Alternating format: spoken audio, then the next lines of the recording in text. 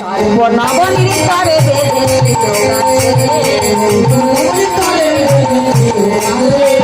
স্বল্প নবনীর তরে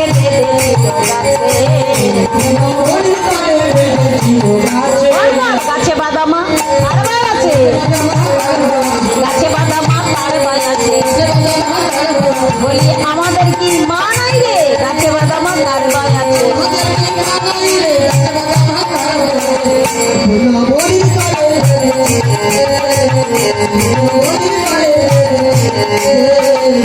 ভারী মায়ের বড়াই করছিস। যেদিন ওই জামাল অর্জুন বৃক্ষ তোর গায়ে চেপেছিল সেদিন আমরা জানা তোর মা কোথায় ছিল? আমরাই তো তোকে প্রাণে বাঁচালাম। সকারা তাদের শক্ত প্রেমকে বড় বলে মনে করছে বাবা, যেমন তাই বলছি আমরাই তোর অন্তরঙ্গ সখা, আমরাই তোকে বেশি ভালোবাসি তোর মায়ের চাইতে। কিন্তু গোবিন্দ বললেন না রে শ্রীরাম, মা আমাকে বিদায় না দিলে আমি কিছুতেই গোষ্ঠে যেতে পারবো না। কানুতে শ্রীরামে কথা হইছে জয়ী ক্ষণে, কানুতে শ্রীরামে কথা হইছে জয়ী ক্ষণে।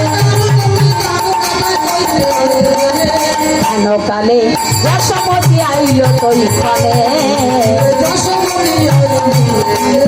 কেন কালে যশোমতী আইল তৈ ক্ষণে।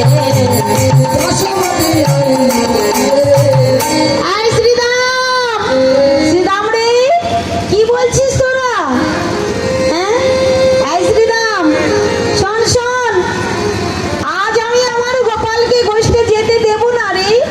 কেন জানিস? তবে বলি শোন, আমি দেব না গোপাল, দেব না গোপাল, হয়ে যা গোপাল, দেব না গোপাল, আমি দেব না গোপাল, হয়ে যা গোপাল।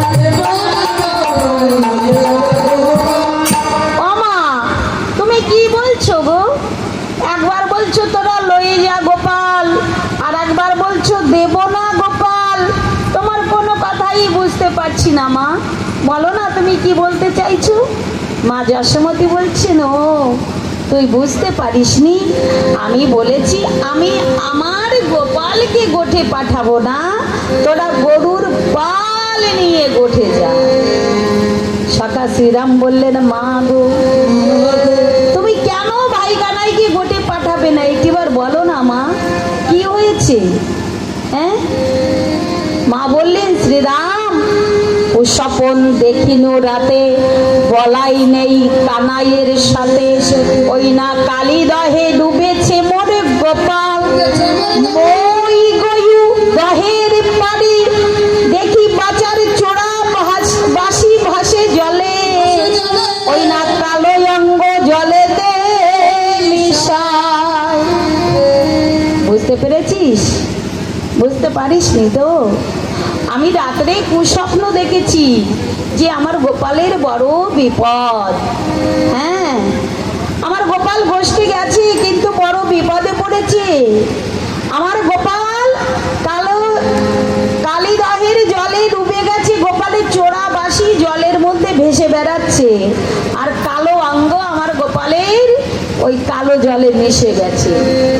আমি দহের পাড়ে গিয়ে দেখি আমার গোপালের চোরাবাসি ভাসছে, কিন্তু আমার গোপালকে আর দেখতে পাচ্ছি না। কারণ শ্রীরাম দাদা বলরাম ছিল না যে। রাধে রাধে, দাদা বলরাম থাকলে আর এই বিপদটা হতো না। তা মা বলছে আমি কিছুতেই আমার গোপালকে পাঠাতে পারবো না রে।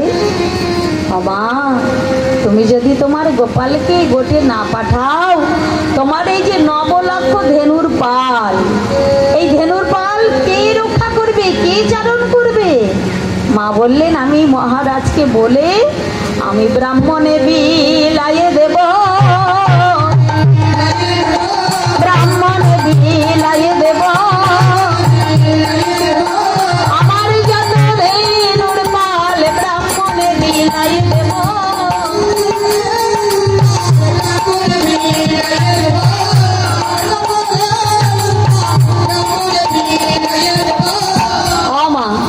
তুমি বলছো তোমার ওই নবলক্ষ ধেনুর পাল তুমি ব্রাহ্মণকে বিলিয়ে দেবে।